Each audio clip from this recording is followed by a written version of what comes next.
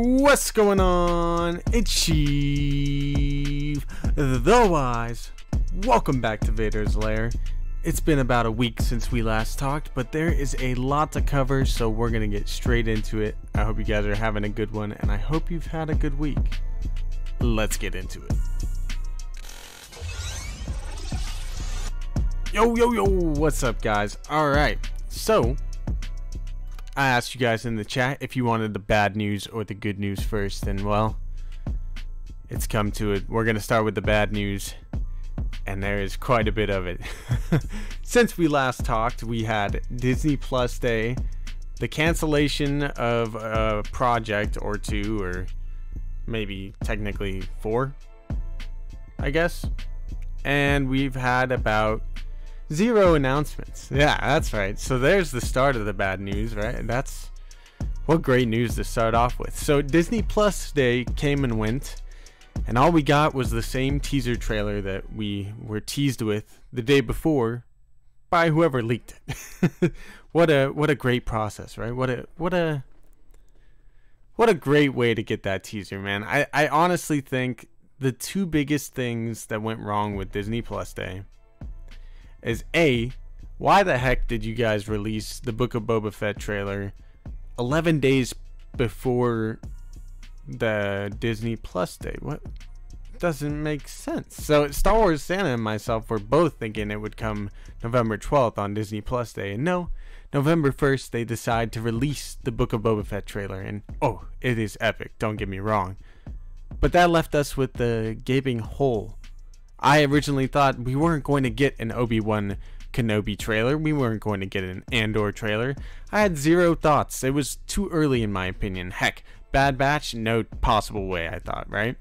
Then we get word from all these scoopers, these leakers, you know, the people within the trades and everything too, like, and they're saying, oh, we're going to get a Kenobi trailer. We're going to get a Mandalorian 3 teaser, which barely just started shooting. we're gonna get a Bad Batch teaser, an Andor teaser. We're gonna get a teaser for everybody, right? Just a teaser for every show. Andor gets a teaser. Heck, Star Wars Rebels Ahsoka teaser. But no. I should have just stuck with my gut call and realized all those shows are too early in development to be getting teasers, trailers. Like, even the Kenobi trailer we got was really more of a teaser itself, where we didn't really get any footage of anything, and it's just, you know, Ewan and Deborah Chow talking, you know, showing us some artwork, telling us what's gonna happen, even though we have ideas of what might happen already. But I don't know, man, like, it just wasn't a lot because of that. There was this hole that was a void hole, basically, that was left open on Disney Plus Day. And then to compound it and, you know, pile on top of it, there was about 12 Marvel announcements, or, you know, teasers left and right, and they had this whole 14-minute thing that, you know, showed the awesome things coming in Marvel. And what did we get? A behind-the-scenes Boba Fett under the helmet thing. That was kind of cool, I guess. Like, Daniel Logan, hey, I might make a video on Daniel Logan potentially being in the future of Star Wars. I was really surprised Daniel Logan was in that thing. It made me think he can come back, and I think he will. But yeah, I don't know, the under the Boba Fett thing, like, it was kind of cool for the hardcore fans. We know a lot of that kind of stuff, and then some of it was cool, like I said, but I don't know, like, it's probably maybe for the normies, and I don't even know if the normies are gonna watch it. So I just, it wasn't great, man. Disney Plus Day wasn't great, and personally, that was not a great day for me either. So it just, oh, Star Wars, what are you doing? And then I think on that same day, and this wasn't even part of Disney Plus Day, but, you know, more reports and leaks and stuff, you know, we had heard that Rogue Squadron, the Patty Jenkins movie, was going to be delayed. And then we had heard it was going to be delayed what's that word? Basically, just, it's on hold. That thing ain't, I don't even know if they're making that movie anymore. Straight up. So we actively lost content on Disney Plus Day, right? Someone, I think Star Wars Only, called it Disney Minus Day, and That was brilliant. But yeah, man, like what the heck was going on? Like all of a sudden Patty Jenkins, the day after, there's a report about Patty Jenkins from the Hollywood Reporter, I think, you know, Patty Jenkins movie had some, you know, creative decisions that weren't aligned basically. And well, gosh darn it, this is the 30th time that's happened, Kathleen Kennedy. How do you lose every single director? In fact, as I realized, you know, Patty Jenkins was probably, this movie is probably not going to happen, or at least with her, that, you know, we've literally had every single director, or, you know, the process of directing some Star Wars movie, every single Star Wars movie we've had since Disney has had some sort of directing or writing or delay issue, right? Think about it. Rogue One had its own issues, you know, eventually that worked out. Rogue One was a good movie, right? Force Awakens, honestly, that one maybe went smoothly just because it was JJ, but even that, I think he didn't really have full creative freedom that he wanted, similar to Patty Jenkins here. And then, you know, to compound that, you know, then we had Rian Johnson, who got full creative control and then made the most controversial Star Wars movie we've ever seen. If Pablo could have been involved with Pablo Hidalgo, that is, could have been involved with writing, but like what the heck. Like, and then, you know, all of a sudden they lose Colin Trevorrow, and then for episode 9, and then they have to put JJ back into it, and JJ didn't get full creative freedom or whatever the heck. It just seems like, and even with Solo, the dudes got kicked off, and then we had the Game of Thrones dudes got kicked off of whatever they were working on. Like, there's literally been some sort of issue with every single Star Wars movie, or at least every single Star Wars project that's not Dave Filoni or, you know, Jon Favreau. Like, what the heck is that about, right? So I don't know, that started making me question, and the fact that we didn't get Disney Plus Day, you know, there was a little point last week where I was like, maybe I'm starting to warm up to Kathleen, because Star Wars is trending in the right direction. We're supposed to get all this stuff on Disney Plus Day, and all of a sudden we didn't get diddly squat.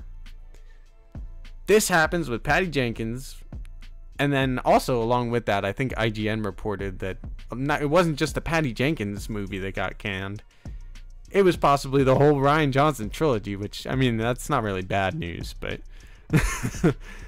that, I mean, it is in a way, though. Like, that's active, like, Star Wars content that we're not getting that was announced. Like, what the heck? And that's not the first time this has happened. So, just not good, and not a good look on Kathy. And then we get the news that Kathleen Kennedy's extension has a contract extension of about 3 years. Now, first of all, I was like, wait a second. I've heard like 20 rumors already that she's had a contract extension. Is this the same contract extension from last year, or are you telling me like it's longer now? Like 3 more years it seems like, and it does seem like this is the case. Right after all this controversial stuff happens and all this negativity kind of goes down, Star Wars fans were pretty pissed on Disney Plus Day, I'll tell you that much. And it's wild, dude. Like, all of a sudden she's getting a contract extension. Like, obviously we kind of thought she would. I thought she would already, but just the fact that it happened right then, you know, of course, shout out to the Darth Malvins and the Doomcocks of the world that want to say that she was getting canned. Like, sorry guys, we knew this wasn't happening. But whether it's her fault, all the decisions that have gone into Star Wars since the purchasing of Lucasfilm from Disney, whether it's all her fault, whether it's the people that are under her that, you know, she has the power to remove, whether it's Pablo's fault, whoever, I think I need to be the reasonable one to say here, this contract extension is ridiculous. It's kind of, I'm sorry, like, I'm not a Kathy hater. I don't particularly love what she's done with Star Wars. I think she's a great producer. I think she's great at getting Star Wars hype out. Like, even now, when Book of Boba comes out at the end of next month, we're all gonna be stupid hyped, right? Like, that's partly because of her. I hate to tell you, but that is partly because of her. So, like, I don't know. There's certain things that I like that she's, you know, the president, but I think it's time, after all these issues with director after director after director after director after director after director, it's time for her to go. It's time. Like, I'm tired of this. I'm tired of us not being able to get Star Wars movies. I love Star Wars television. Don't get me wrong. I love Star Wars shows. I love Disney Plus content that we get. And even with the downer of Disney Minus Day, I think we're going to get a lot of positivity and great content still going forward. But it is like, with what she's done, with all of this stuff, as we head into this positive stage that she's finally built, it might be time for her to go. Now, that it does scare me. That scares me in a way, because I don't know if someone worse is going to take her place. Straight up. Like, who knows? But I don't know. I think it is time for a new face. I think it's time for I don't think Jon Favreau should do it. He's a great director. I don't think he, you know, just as Kathy is a great producer, not so much of a great president, I would say. John's a great director. I don't want him as the president of Lucasfilm. But I want someone that knows what they're doing as the president of Lucasfilm. I don't even know what that entails. So I just don't think Kathy has done a great job, I guess. I guess she's starting to, in a way, but also, like, with all the controversy lately, I don't know. So that's the bad news. That's all the bad news pretty much for the past week or so. I can check real quick to see if there was any others, but yeah, let me know what you guys think of that. If you're outraged, whatever, like, it's fair to be. Last on Disney Plus Day, I was pretty upset. Let's get into the chat though. I'm sorry for ignoring all you guys. My bad. How y'all doing though? Mike Porter, my dude. What's up? It's our fault for getting too excited. Nope. Lucasfilm should be keeping us excited and not telling us, not letting us down. Dude, Ducky Momo, you're not wrong, dude. And I guess it's our fault for believing all the leaks and everything. Like, I don't know. It's not really our fault, of course. It's not. Like, we're just excited Star Wars fans. We want good content. And no, they're not delivering the content. But we also gotta, I think, be a little more careful with what we believe. Like I said before, like, going into that, a month before Disney Plus Day, I was like, there's no way we're getting any of these trailers. Like, Kenobi just wrapped not too long ago. Mandalorian 3 just started filming. Just started. From what I know, Bad Batch is still in production. Like, they're still making Bad Batch Season 2. Andor just wrapped right around the same time, if not just around the same time as Kenobi. So there's just no way, in my opinion, that we're getting trailers for this stuff, right? Yet I hear from all these Hollywood, you know, the reporters and stuff on Twitter and everything, and through the Reddits and whatnot, and I got way too hyped. I believed it, and I just dove in. Now, is it my fault for getting too excited because of that? No, because they should give us trailers and stuff. It was a little too early though. But this is now 2 events also that we've had where they didn't give us squat.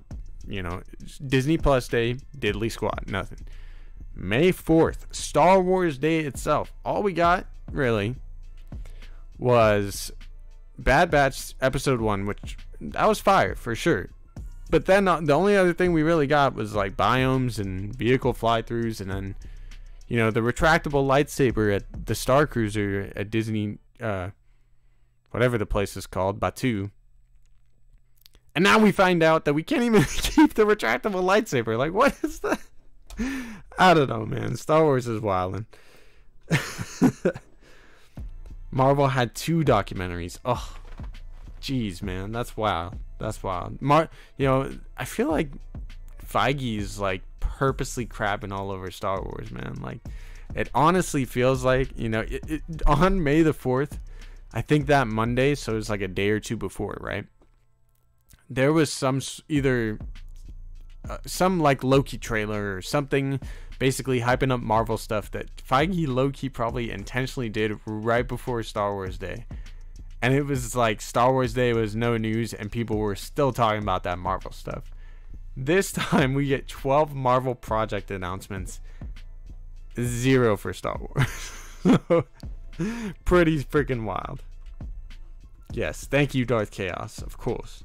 Chapek also came out several months ago and said that he only wanted to do 1-year extension going forward, so hers had to be done prior to that. Makes sense, but why is it 3 years now then? I guess I gotta read into more, like looking more into Chapek and whatnot. Darth Chaos says, I can only hope she's there to get what Dave wants done. She's great at making things happen. Nah, for sure. And I think, you know,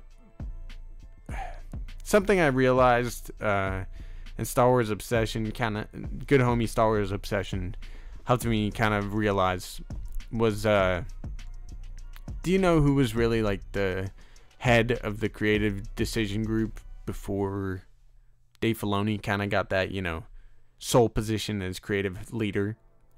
It's Pablo Hidalgo. Pablo Hidalgo was the creative head of Lucasfilm pretty much during the time of the sequels. And as far as I know, right around the time that the sequels ended and Mandalorian Season 2 came out, guess who was put in the position of creative executive director? That's right, Dave Filoni. Who made that decision? Kathleen Kennedy. Now, honestly, this is a decision, in my opinion, that should have been made 5 years ago. They've had Star Wars since 2012. It's almost been a decade that they've had Star Wars, and they haven't done crap with it. I'm sorry. They haven't. They're barely touching the tip of the iceberg. And for a while there, they were like, oh, we're going to do one movie a year. Are you... What? Okay, I guess they got the Star Wars shows going, but like... I'm sorry. I saw someone on Twitter the other day. They said, Star Wars is something that I want to feel special. Like, basically, you know, talking about Disney Plus Day, how we got nothing. They're like, I want it to be like a rare thing and a special thing that we get Star Wars. What the hell?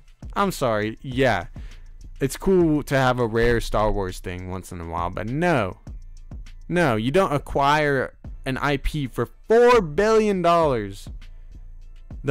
Honestly, the golden ingot of IPs, like Star Wars is literally a moneymaker. Half the fans don't even like it, and they're still going to see the stuff. So, you're telling me, like, how does it make sense that you want your Star Wars to be rare now that we can have unlimited Star Wars and there's so many stories to tell?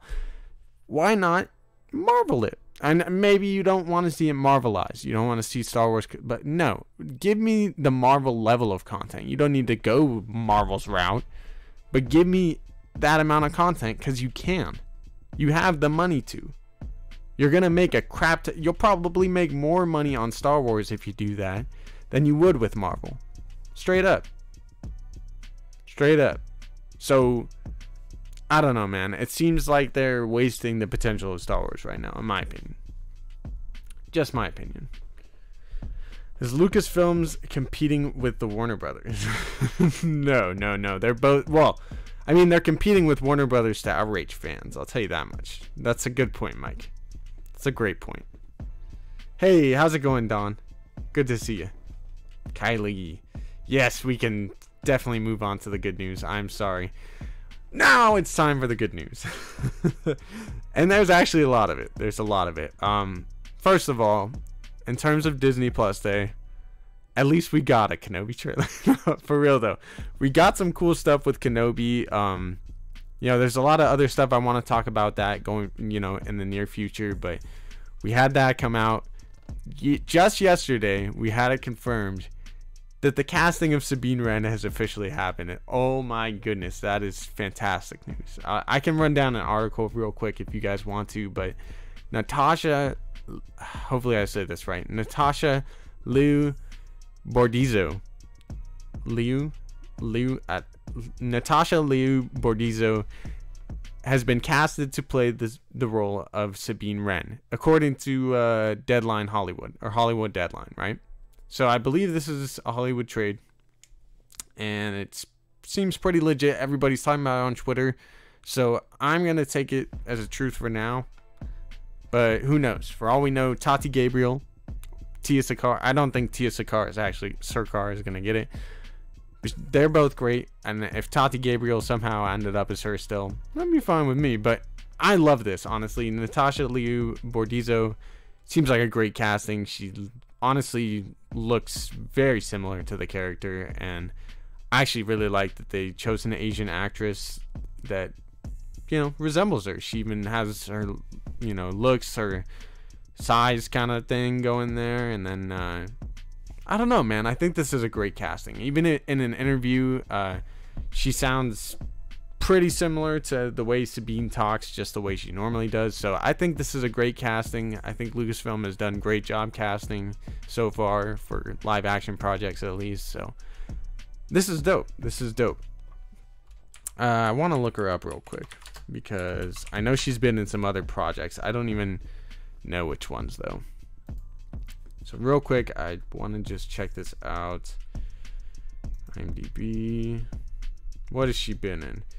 She's been in The Society, Helena Wu, The Voyeurs, Juliet. Oh, nice. Guns Akimbo. That's right. She's in Guns Akimbo. That's sick.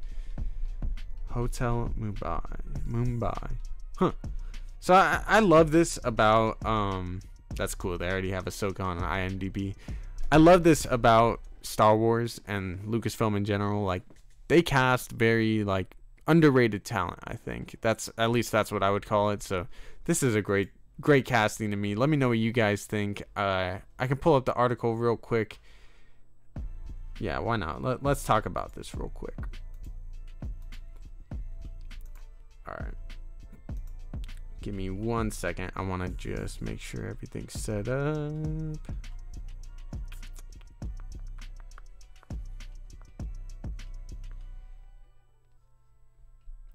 My bad. All right.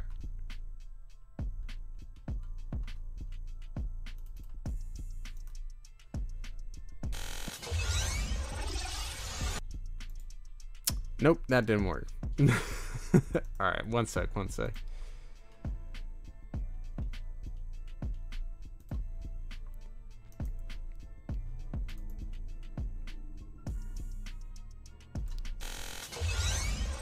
Okay, here we go. So this is the deadline report.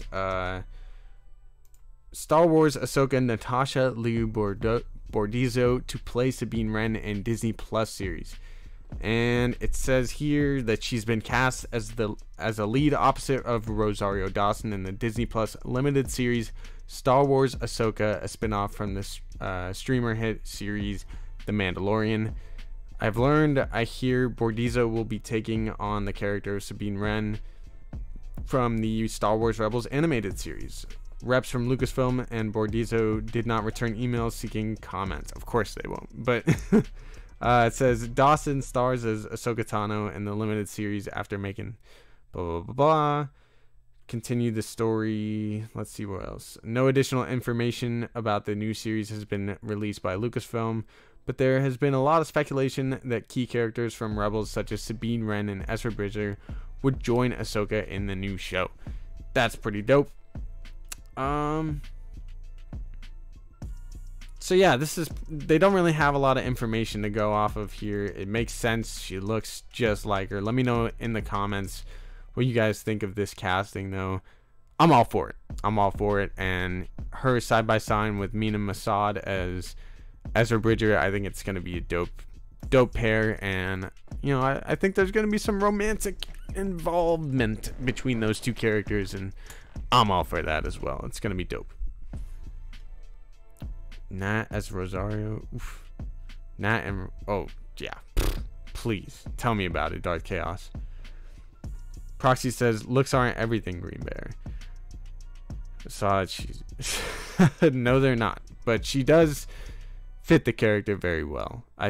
That is what I believe, and I think it's a great one. So real quick too, I want to bring up another thing within Star Wars Rebels. Lots of awesome Star Wars Rebels news. You know Sheev loves that.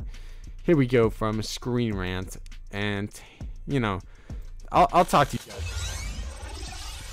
I'll talk to you guys about this one because this one I don't fully agree with, but it is an interesting article. And spoiler alert for the Thrawn novels. I am currently going through the second one, but this one talks about the third one as Thrawn Ascendancy Greater Good, released this past week.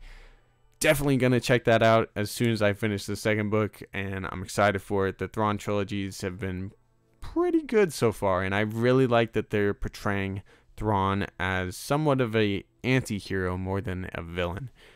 And that's kind of what this article gets into right here. So it says Star Wars Retcons Rebels series finale and Ezra and Thrawn's ending. Dun dun dun. No, it doesn't really. It doesn't. But let's read it anyway. Star Wars Rebels dramatic finale has just been subtly rewritten by Timothy Zahn's Star Wars novel Thrawn Ascendancy Lesser Evil. Okay, I think that's the third book, is Lesser Evil. Greater Good came out like a year ago. I'm tripping. It says setting up a very different fate for Grand Admiral Thrawn and Jedi Padawan Ezra Bridger. The dramatic Star Wars Rebels Season 4 finale saw Ezra outsmart the Chiss Grand Admiral using Purrgil, aka the Space Whales, to wreak havoc on Thrawn's fleet. The Purrgil jumped into hyperspace, taking Thrawn's flagship with them, and Ezra was aboard. Lothal was freed from the Empire, but at a terrible cost to the Rebels. Grand Admiral and Jedi Padawan alike were lost into the depths of the unknown regions. And this is where it gets a little spoilery for Lesser Evil, I think. So if you don't want to get spoiled for that book, step on out for a couple of minutes, because we're going to talk about it. The fate of Thrawn and Ezra has remained a mystery, albeit one Lucasfilm seemingly intends to explore, and yes, they will. Thrawn appears to have avoided returning from the unknown regions for some years, arriving in the Outer Rim shortly before The Mandalorian Season 1. There are hints in Season 2 that Thrawn is the one secretly organizing the Imperial Remnant, who are building up their forces in the Outer Rim, with the example of Jedi Ahsoka Tano. Ahsoka Tano is aware of his activities, and she's hunting him down. And she's basically trying to find out what happened to Ezra, and that's why she's hunting him down, right? So it says Thrawn is once again the key to Star Wars' future because the Chiss Grand Admiral is being set up as a major Imperial threat in a time period of The Mandalorian, Ahsoka, and presumably the Book of Boba Fett. Lucasfilm Publishing has commissioned celebrated author Timothy Zahn, the man who created Grand Admiral Thrawn for the old expanded universe, to tell Thrawn's canon backstory. And the final book in the series, Thrawn Ascendancy Lesser Evil, features a major twist that potentially changes everything. Grand Admiral Thrawn had previously been believed to be a Chiss exile recruited by the Empire and now loyal to their philosophy. In reality, it seems his exile was contrived by Chiss military leaders precisely for the purpose of getting him into the Empire. Thrawn's mission was twofold. He was to investigate the newborn Empire, assessing them as a potential ally against the myriad threats of the unknown regions, and to send allies back to the Chiss. He was never loyal to the Empire at all, instead only ever viewing them as a tool to be used to protect the Chiss, and in fact he always intended to return to the unknown regions in the end. And all of this is true. That's even hinted at in the other Thrawn novels as well. This isn't some revelation that we found out in this novel. It's heavily hinted at, and we always kind of knew that Thrawn was more for his people than for the Empire, if you catch my drift. So that is all true. It says here, this significantly rewrites the end of Star Wars Rebels in that it offers a potential explanation for Thrawn's failure to return immediately to the Empire. He may not have intended to travel to the unknown regions via Purrgil, but in reality he seemed to have stayed with the Empire a lot longer than he intended to.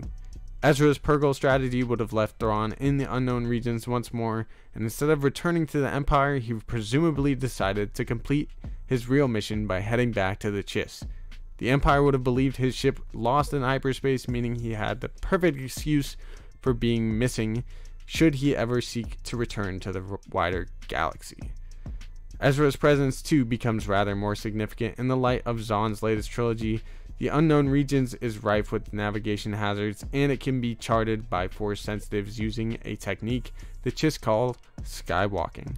Rather than remain enemies, Thrawn and Ezra could have forged an alliance to survive the unknown regions, one that Ezra could choose to remain with the Chiss The interesting question, though, is why Thrawn would then return to the Empire several years after Return of the Jedi. It's possible he's not actually planning to go up against the New Republic at all, but that instead the Chiss are facing a threat in the unknown region that demands new resources. If that is the case, future Star Wars shows could go in a very unexpected direction indeed. So that's the end of the article, and it is very interesting. However, I do want to say before we really kind of get into the context of this that it doesn't retcon it. That's not true. While, yes, Thrawn got blasted into space and he was seemingly loyal to the Empire, that's because in a way he kind of was, or at least he was using the Empire as a tool. He doesn't say that to the Empire. Why would Thrawn say that to the Empire? He was using them, though, and at the end of the day, yes, he went to the, like, it's not a retcon. It's just part of the story we didn't know. So it's really filling in gaps. And that's all from the books already. That's from the first Thrawn book, I believe, in the new Disney Star Wars era. We kind of know that Thrawn, like I said, is more for his people than for the Empire. But let's get into the chat and let's talk about this a little bit. What do you guys think of this article? Oh my goodness, we have a black screen again. Oh my goodness, that's alright. That's alright. What's up, though? Let me know what you guys think of the article. That's alright for... Yeah, thank you, Kylie, for letting me know it's black. Sabine is def a Chicago Bears fan with that hair. Alright, for sure. No, I think she can give a great performance, though, Darth Chaos. My bad. I'm reading back in the chat a little bit. Vader's lair is a spooky place. She just... Yes. Oh, yes, I did. Oh, you should, Green Bear. House Wren's a great house. For sure. Except for, you know, the rest of the family. Oh, well. Thrawn was still Ezra's enemy. Ezra still did what he did. Yes, exactly, Gory Man. It doesn't really retcon, in my opinion. Yeah, exactly, Proxy. Proxy says it was like that the whole time. She laughing my ass off. Exactly. Green Bear says she might have gotten, you know, okay, he's talking about the black thing. I'm just oblivious. Out of this article, though, that's pretty sucky that it didn't pop up. I will say, this is kind of what I predicted would happen, and I really, really like that Star Wars is taking Thrawn on this more anti-hero route, and I love him as that kind of character. If we get Sabaoth kind of thing in the future, I had this whole, I guess, fan fiction kind of thing that I was working on at one point, where I was thinking of having Thrawn kind of be this anti-hero dude, and he ends up having a clone of none other than Starkiller. Now, this is just a crazy fan fiction thing I had, but maybe they could bring this into live action at some point. But I had this whole thing where Thrawn had a clone of Starkiller, and the Starkiller clone got too evil, and Ahsoka and Luke basically had to stop this overpowered Starkiller clone. And I don't know, man. It just feels like they're kind of going in that kind of a route, and maybe like the Chiss, like it says at the end of this, maybe the Chiss, you know, Thrawn's not really a bad guy in my opinion, and maybe the Chiss are facing some sort of external threat like the Yuuzhan Vong or whatever, and who knows, that like maybe Ezra stayed with them because him and Thrawn needed to defeat this enemy that they're gonna now enlist Ahsoka's help in. And I don't even consider this bad news. Like, to me, this is good news, man. Like, this is great for the character of Thrawn. This is great for Ezra. And just coinciding with the fact that we just got Sabine casted yesterday, and we already kind of know who's going to play Ezra and Thrawn, like, the hype for Ahsoka right now is friggin' unreal. You know, I think it was less than a week ago, you know, this past week, we also got kind of a confirmation or some reports of what's going on with the Star Wars recording landscape and, you know, shooting schedules. It seems as though Ahsoka is going to start in March, which would be right after The Mandalorian. It'll probably end fall, I guess, ish shooting time frame at least. That's freaking dope, man. And I literally cannot wait for this show, man. 2022 is gonna be a huge year still. Forget Disney Plus Day, forget all that, because this is the exciting stuff, right? 2022 is still gonna be a huge year. 2023, I think, is gonna be maybe even bigger. And I mean that, like, obviously nothing's really bigger than Kenobi right now, right? We're getting Kenobi and Boba Fett this year, but we're possibly getting Ahsoka. Who knows what else next year? And we've heard reports that we're getting an Old Republic movie, or at least some type of High Republic, Old Republic. I don't know. Some Republic type of movie. Whether it's old, high, whatever. You know what they do with the High Republic. But I don't know, man. Like, the next couple of years of Star Wars, I think, are going to be really big, and that kind of fits with Kathy's, you know, contract and whatever. But I think it's going to be fine. I think as long as Dave Filoni is involved, we're going to be fine. And that's all good news to me. That's all good news to me. How you guys feel about it, though? Let me know in the chat. Please let me know what you think. What you think about Ahsoka shooting soon. I think, not Andor. Acolyte is supposed to shoot around May, I believe. So that's pretty interesting stuff. Man, I cannot wait for 2022 Star Wars, man. Bring it on. Bring it on. Because it's going to be big. It's going to be big. Leave it to the Star Wars content creators to have to create the hype. Not Lucasfilm, but the content creators on YouTube. It's hyped. Let's go. Dawn needs to be treated like a Thanos level villain. And he still could be Darth Chaos, but what if it leads into that Thanos level villain? Maybe. I guess, well, technically the only Thanos level villain, and there's even stronger villains than Thanos, but Palpatine is like the only Thanos level, you know. But who knows? They could create a new one. I don't. That's why I think Starkiller could be like a Thanos level dude. I don't like. Thrawn is dope, and the dude is a tactical genius, awesome character. But that's why I see him more as an anti-hero. Someone that's really cool and really smart, but like outside of his smarts and his like, he's not a bad fighter, but he's not gonna beat a Jedi. Straight up, like, I'm sorry. That's why he needed a Sabaoth in the books. I think I'd never read the original Heir to the Empire, but I think he needs a Sabaoth. I think he needs a Starkiller clone. I want it. I want it. I think Sam Witwer would be down. I know Sam Witwer would be down. Are you kidding me? I thought that too, Chaos, but the new novels pretty much negated it. What did Darth Chaos say? Thrawn needs to be treated like a Thanos, but not more than Vader. No, yeah, that's why I think he could be the Vader to whatever is next. You know what I mean? And I don't even know if he would be on the same level as Vader, just because, like, what's more threatening? An all-black dude with a lightsaber that can use the Force and is really powerful, or a really smart blue guy that can fight? I love Thrawn, don't get me wrong, but, like, it's kind of his character. Like, Thrawn leading to bigger, technically Thanos leads to bigger also.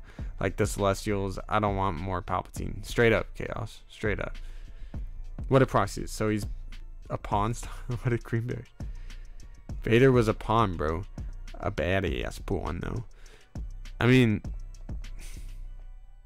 he kind of helped rule the galaxy, though. Like, he wasn't the ruler, but I don't know if he wanted to rule. I think he wanted to rule with Padme. But I don't know, like, Vader was empty inside at that point. He was just angry. So yeah, he kind of was a pawn. He was Pawn Stars. Yeah. Makes sense. I'm pumped for more of Sam's voice as Maul if we get that animated show. Keaton Haas, me too. Me too. I think what am I saying? Sam Witwer does great voice acting, and he does, like, I think he did Palpatine in Clone Wars too, if I'm not mistaken. So yeah, dude, I'm excited. I really hope we get that Maul animated series and more Sam Witwer voices, everything. So give it to me. Imagine Thrawn versus Vader, but Thrawn has time to set up an attack strategy. But does he have a Sabayoth to beat him? Because I don't know. Personally, I've always thought Thrawn was a better tactical and fighting mind and just a better character than Tarkin. Tarkin is dope, but I've always, in my own personal opinion, I've always thought that Thrawn was superior to Tarkin. I know other fans would probably disagree with me, but I've always kind of thought that. And in the Tarkin novel, Tarkin hunts Vader, and Vader still finds a way to beat him. So, I don't know, man. I don't know. I think, I don't know if Thrawn would be able to beat Vader even with an attack strategy, so. Because Vader is pretty witty himself. I watched a Maul versus Spider-Man fan film last night on Facebook, and it was amazing. That's dope, Green Bear, and I bet you Spider-Man won. Straight up. Do you know how overpowered Spidey sense is? Because it is extremely overpowered. Thanos versus Vader, who wins? RMW Studios, excellent question. Depends. If Thanos has a full gauntlet, Vader don't stand a chance. I'm sorry. But if Thanos has like one stone taken off to where he can't like snap, I think Vader has a solid chance. If he has anything less than two stones taken away from him, or anything, yeah, take 2 stones away from Thanos and Vader kicks his butt. Take away 1, Vader has a good chance of beating him. All the stones, Thanos probably wins. That's my opinion. No stones, Vader all day. Thanos wins with a snap. There you go. Green Bear says Maul was trying to get the Venom symbiote per Palp's order. I need to find this vid. What the heck? That sounds crazy. Without the gauntlet, Vader. With the gauntlet, maybe Thanos. That's what I say, Darth Chaos. Exactly what I think. Vader can just force throw a shrunken Ant-Man into Thanos' butt. We all know what happens next. Oh my god. I mean, what if instead of Ant-Man shrinking, he got really big, and then we put Thanos in his butt, and then make Ant-Man shrink? I mean, that would kill Ant-Man, but same result, right? Vader can just force throw a no. Dang it, I read that one again. You got me there, Ducky. You got me. Big farts. Interesting. Anima? What is happening right now? What else happened? Oh, hold on. Let me read through this real quick. Yeah, so I just want to confirm to you guys. This is from Bestman Bulletin that I'm reading it off of real quick. The Ahsoka series is set to begin filming in March and is expected to run until fall with a 2023 release. That's fantastic. And it's also confirmed that Anakin Skywalker himself, Hayden Christensen, will be starring in the series. Probably is nothing more than a cameo, but hell yeah, man. Cannot wait for that. I think that's all. Did you guys check out that Empire Magazine Book of Boba Fett thing? It's pretty freaking cool, man. Boba looks sick. The new armor, it's friggin' fire. I love the other one where it's kind of like a silhouette of him with like the night, almost two-sun empire in the background of Jabba's palace. It's beautiful, man. It's a dope picture. I cannot wait for the Book of Boba. It's gonna be so good. Yeah, you blew my mind there, Ducky. Please do, Green Bear. Please do. what else is happening in the Star Wars world? Oh, so this is, sorry guys, back to the bad news. Battlefront 3 was a pitch title from DICE, but ultimately the title was shot down by EA due to licensing's cost. In quotes, this is from one of the past developers. It says, it got turned down because it takes 20% more sales to make the same money because it's Star Wars.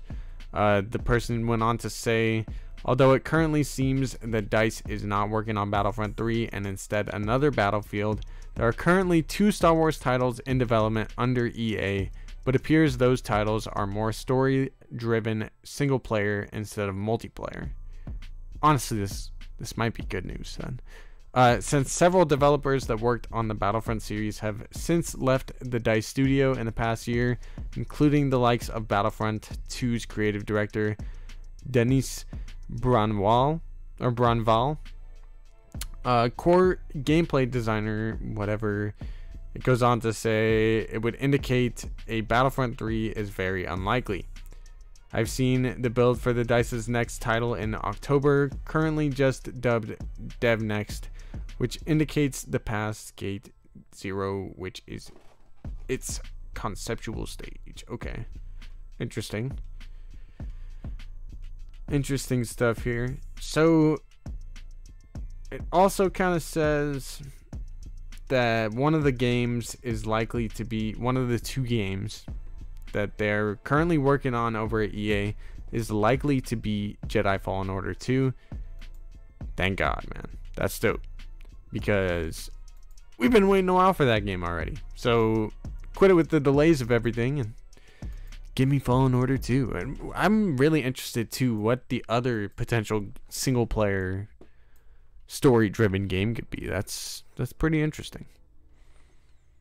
Yeah, Ducky Momo. It is highly assumed that Fallen Order is one of them. Yeah, Proxy, I like Battlefront 2 also. I almost said I like Battlefront 2. I do like Battlefront 2 though. I very much like Battlefront 2. I haven't played it in a while and I probably should, and maybe they'll be like, oh, now we have reason to. No, I'm just kidding. But I kind of do wish there was a Battlefront 3 just because I wanted them to keep improving them. You know, it seemed like Battlefront 1, they kind of didn't learn their microtransaction, mishap. And then Battlefront 2, that's kind of what I mean. And then they eventually made it better, and a lot of the fans liked the new Battlefront 2, and they could have even made a better Battlefront 3. So it sucks that that's not happening, but also it's just time for them to move on from EA. It's time for them to move on from Kathy. Like, yeah, man, that's dope, Green Bear. I gotta get back into it. I will tell you guys too, I did get I got Star Wars Knights of the Old Republic on my Switch, and thank God I can actually play it on something. It's not bad at all. It's pretty cool so far. Not very far into it. A new Pokemon game just came out, and there's another one coming, so I don't know. I don't even play my Switch that often, but it is pretty cool, I gotta say. So I'm on the Knights of the Old Republic train now, and I want the movie, man, and I want the remake.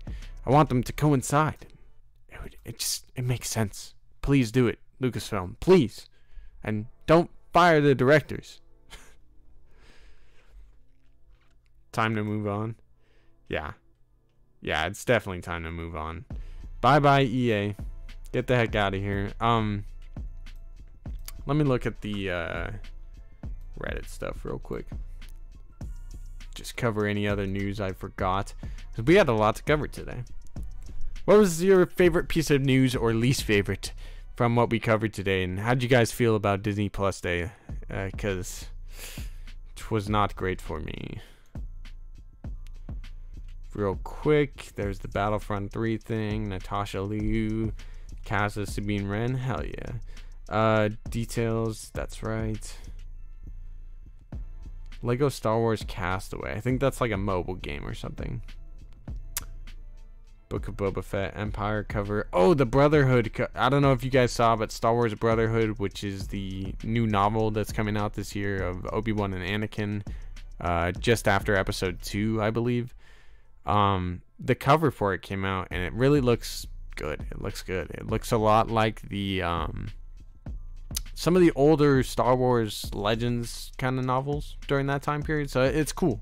I like what they did with it, and I'm down to get that book and actually get into it. You know, I'm still lagging getting through the Thrawn books and everything, but I'm starting to get through all of them. It's cool. Star Wars books are dope. The audio books are top tier, man. Further confirmation. Yeah, so the KOTOR remake we've learned is going to be Legends. What other Star Wars stuff is there? Oh, Dark Horse Comics is coming back, and they're going to be doing stuff from basically every time period that we know of. They're doing stuff all the way, at least in canon. They're doing stuff all the way from the High Republic all the way to the time of the First Order. So that's a big time frame. Hopefully we get some, you know, prequel stuff in there too, because I really like Dark Horse Comics stuff, and I'd be even, you know, go get some of those comics. So maybe even cover them on the channel. But pretty cool stuff that all ages lineup is coming from Dark Horse Comics, man. That's dope. Oh, and yes, the Galactic Star Cruiser not having a purchasable retractable lightsaber. You can't take it with you. You can only have it when you're on the $3,000 vacation, or $5,000 or whatever it is.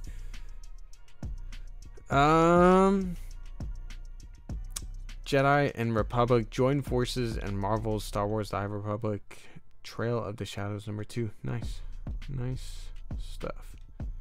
Yeah, that's the bulk of it recently. I don't know if we missed anything. Ming-Na Wen said that she was promoting the Book of Boba Fett this week, but that was 5 days ago, so I don't know if I missed a promotion that she did or if she just recorded the promotion, but I think Ming-Na Wen lied. Nah. Quantic Dream. Okay, so here's the game news that I was looking for to talk to you guys about. Heck, this is a Star Wars Newsnet thing, so I like Star Wars Newsnet. Let's read it real quick.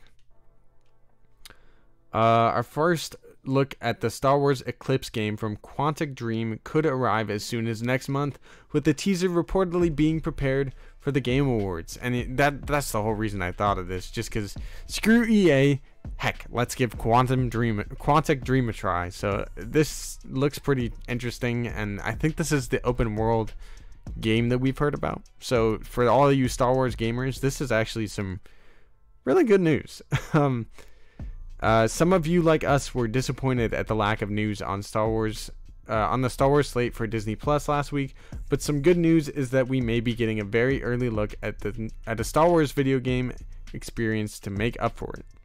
A source who has given us accurate information about the future of Lucasfilm games in the past has recently given us a tip claiming that Quantic Dream's Star Wars game is most likely going to be previewed at the Game Awards 2021.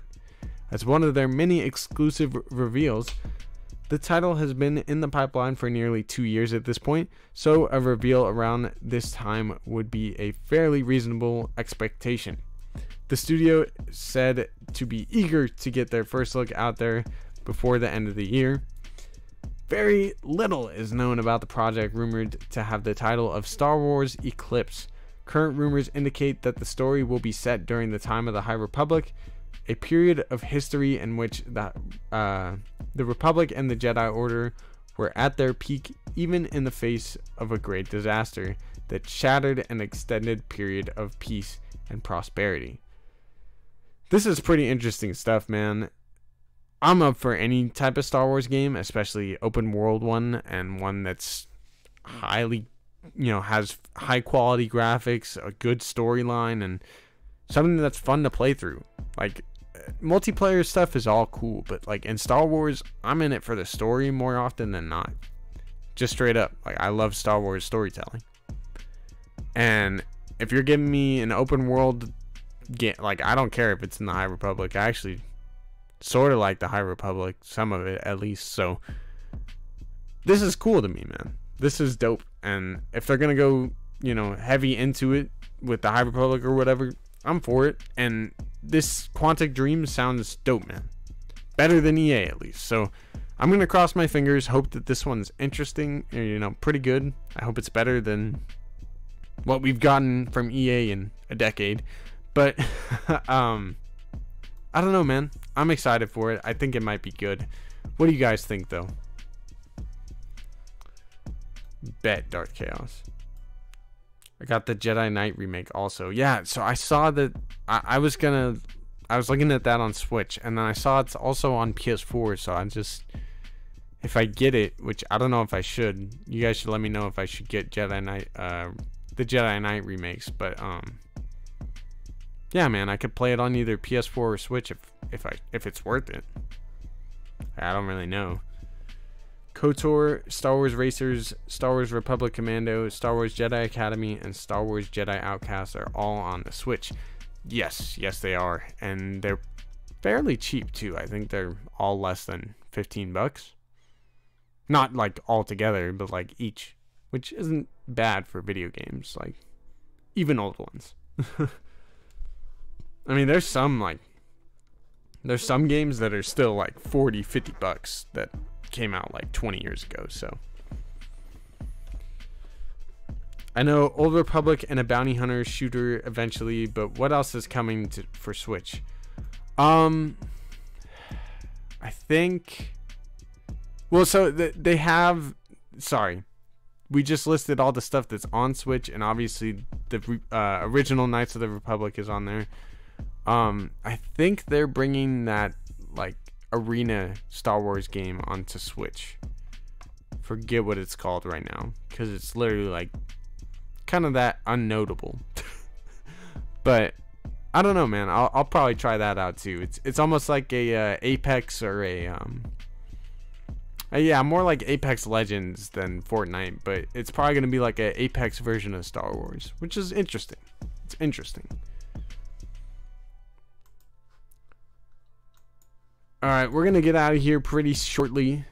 I'm glad we covered somehow almost all of this news in this one live stream. I'm sure there's plenty of stuff that I'll think about later on and probably not make content on for some time. But I definitely am hoping to start getting back into the groove of things. I keep saying it, but we got to get it going. We got to get it going, and I'm having a great time here. So thank you guys for coming by. If there's any other questions or anything you guys want to talk about in terms of the news lately, if there's any news that I didn't cover in this, let me know in the chat. Let me know in the comments if you're watching on replay. And thank you very much if you are. What else do we got going on the chat though? Before we do eventually get out of here, I hope you guys have smashed that like button, because it helps a lot for the channel, and I really, really do appreciate it. We're definitely going to try and make it more community oriented. I know we didn't really try or talk too much to the chat today, but definitely I'm happy to get you guys going in the chat. Go check out Vader's Lair Discord. It is, I'll put it in the description afterwards. Heck, I can even pin it to the chat right now for you, those of you guys in here. If you've never checked out Vader's Lair Discord, definitely go check it out. Let me get the link. All right. Boom. If you guys haven't already, go check out Vader's Lair Discord. We're going to do giveaways in the future on there. It's a pretty cool community with some really awesome people. And, you know, we kind of just talk about Star Wars or whatever else you guys are into, whether it's Marvel or what have you. Speculate on what's coming in Star Wars, what kind of characters are doing what. So if you guys want to check out that, go check out that in the link. I just pinned it to the chat. And definitely make sure to hit that like button and subscribe if you haven't been here before. Hey, I hear you, Green Bear. I hear you. Hey, Park Outdoors.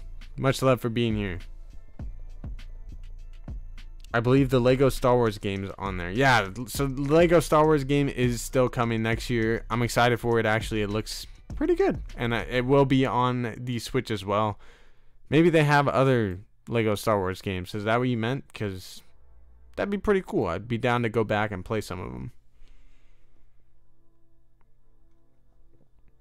Yeah, I'll probably watch that Spidey versus Maul vid later. Hey, happy Thanksgiving to you, Kylie. We heck, I might even do a stream on Thanksgiving. We're definitely gonna stream next week, though. We're definitely gonna stream next week. I hope you guys have a great day, rest of your day. Happy Saturday to everybody out there. Much love to y'all. I hope you have a great one, and may the Force be with you always.